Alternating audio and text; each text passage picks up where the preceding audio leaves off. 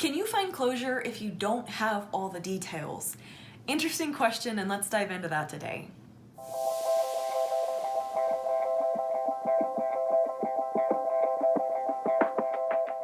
Hey guys, it's Jo and welcome back to Trauma Talk. I had a really interesting conversation the other day with a lovely woman online who I've been talking back and forth with. You know who you are, thank you for your messages.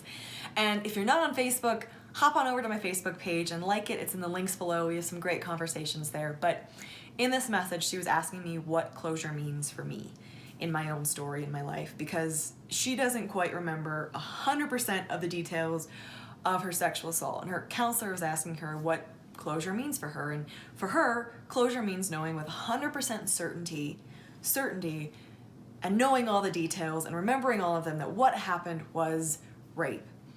And this resonated with me so much because I may have mentioned this in videos before, I may not have, but there was a blank space in the worst assault that I remember. I remember being carried upstairs and then my mind goes dead.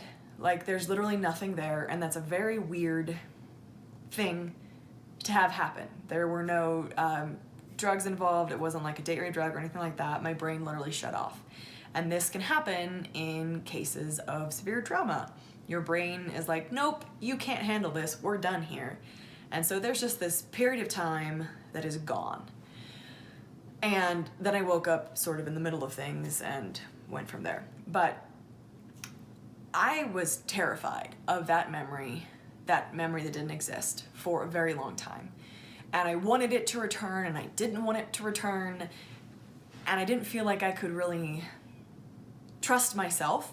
I didn't feel like I could call what happened for sure sexual assault or rape, because what if I said something during that time that made him think it was okay, even though I said no a million times before and he was carrying me upstairs? Or what if I did something that indicated consent? Or, what if something like that happened? And what if I'm a fraud? And what if I'm lying? And what if? And so I'd get lost in this spiral. I have enough information from before and after that blackout to know that what happened was rape. From what he said to me after the fact, from what I remember before, from the fact that my brain literally blanked out everything, which is indication of severe trauma. But I was so scared of that for such a long time that I couldn't allow myself to get past it. And even recently in counseling, as I was kind of retelling my story and everything, going past it, my counselor stopped me and was like, hey, I think there's something there. Like, I think you're not allowing yourself to deal with that. And so we really dove into that. And the conclusion that I came to and have come to in my story, because I don't have all the details, and there will always be questions floating around like, what if he really didn't mean everything he did to me over those 11 months? And what if he didn't understand it? And what if he really is a good person deep down and it was a mistake? Like, just all that stuff that we try to do to rationalize and pretend that it wasn't what it really was. Like, those questions sometimes pop up and sometimes still linger. But what I have come to, and what I now stand on, and what closure is for me, is realizing and understanding that I am enough. My word is enough. I can validate my own story because I was there, and for the longest time I was looking for someone else to validate it. I was looking for some external source or something else to tell me that yes, what you went through was exactly what you thought it was. And I could not trust myself to make that judgment.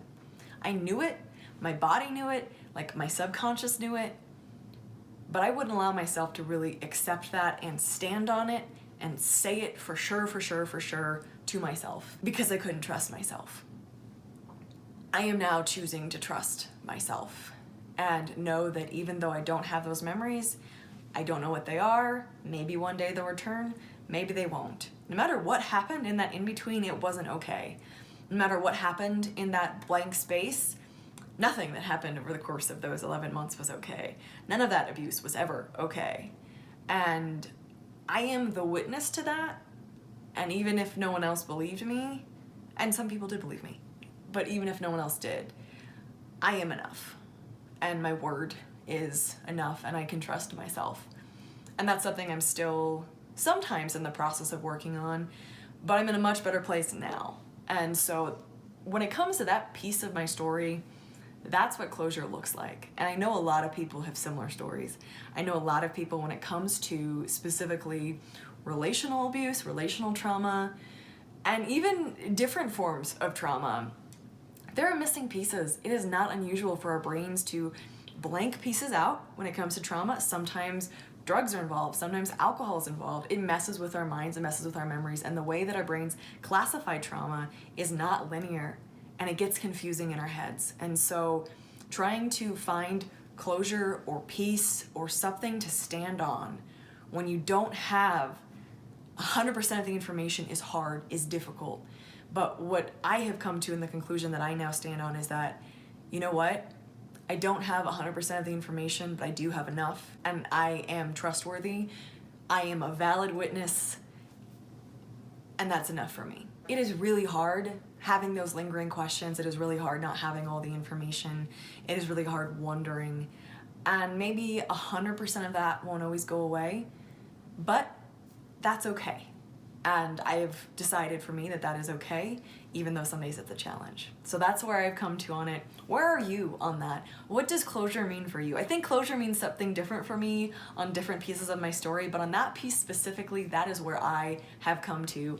Where have you come to on it? What does your story look like, and what does closure mean for you? Let me know in the comments below after you have hit subscribe to this channel, Trauma Talk. We talk about trauma twice a week. On Thursdays and Sundays, I release a video dealing with many, many different aspects of trauma, from relationships to PTSD and forms of therapy and conversations that are had and anything and everything. So hit subscribe, leave a comment, and I can't wait to hear what you have to say. I look forward to talking to you soon, and please take care of yourselves until then. Thanks, guys.